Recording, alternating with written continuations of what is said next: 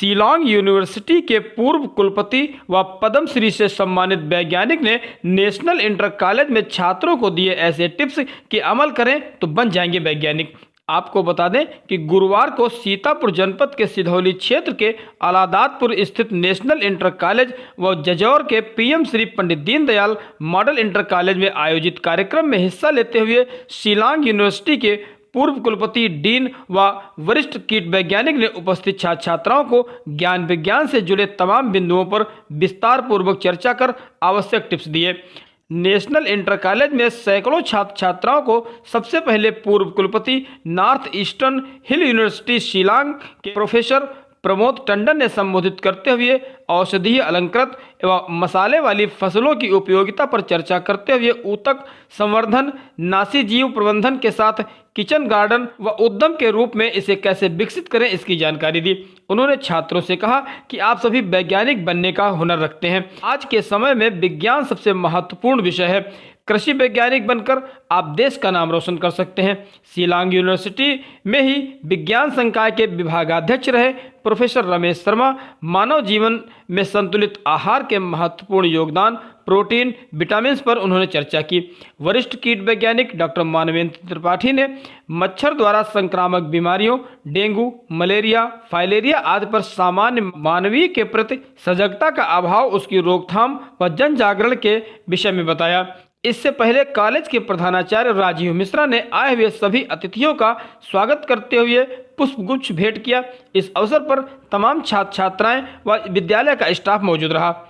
कि हम लोग जो है the national academy of sciences India, जो कि इलाहाबाद में है, 1930 में स्थापित हुई थी, उसको रिप्रेजेंट कर रहे हैं। और हम लोगों का ध्येय ये है कि विज्ञान का प्रचार और प्रसार और उसकी उपलब्धियों के बारे में जन जन तक जाकर के बताएं। तो आज जो हम यहाँ पर आए और बच्चों से चर्चा करी, तो सबसे बड़ी खुशी ये हुई कि यहाँ पर महिलाओं की भागीदारी बहुत थी बच्चों में, जो कि पढ़ने वाले बच्चे थे। तो हम लोगों ने चर्चा करी 2-3 विषयों पर, जैसे कि एक विषय ये था कि कैसे, आप जानते हैं कि आज नौकरियाँ इतनी उपलब्ध नहीं हैं, तो कैसे जो आज छात्र छात्रा हैं वो अपना स्वयं का कोई कारोबार शुरू कर सके। उद्यमता के ऊपर, कौशल विकास के ऊपर चर्चा हुई कि कैसे पोषण उनका जो है उपयुक्त हो। चर्चा हुई कि कैसे मलेरिया, चिकनगुनिया आदि जो रोग हैं उनसे बचा जा सके। तो हमारा ध्येय ये रहा कि किसी तरह से बच्चों में एक इस तरह की भावना उत्पन्न कर सके, जिज्ञासा उत्पन्न कर सके कि वो वैज्ञानिक बने। क्योंकि आप जानते हैं देश में वैज्ञानिकों की बहुत अधिक आवश्यकता है, चाहे वो कृषि के क्षेत्र में हो, चाहे स्वास्थ्य के क्षेत्र में हो।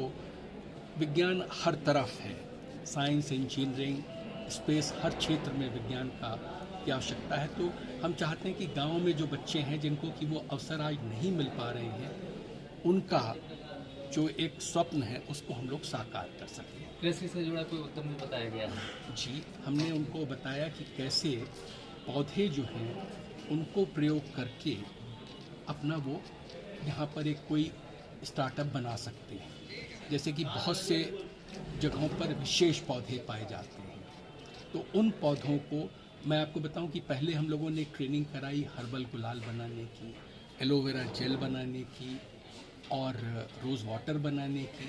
और आपको जान के प्रसन्नता होगी कि पिछले वर्ष हम लोगों ने श्रावस्ती एरिया में कुछ महिलाओं को हर्बल गुलाल बनाने के बारे में बताया। उन्होंने 6 लाख रुपए का गुलाल एक होली के अवसर पर कमाया।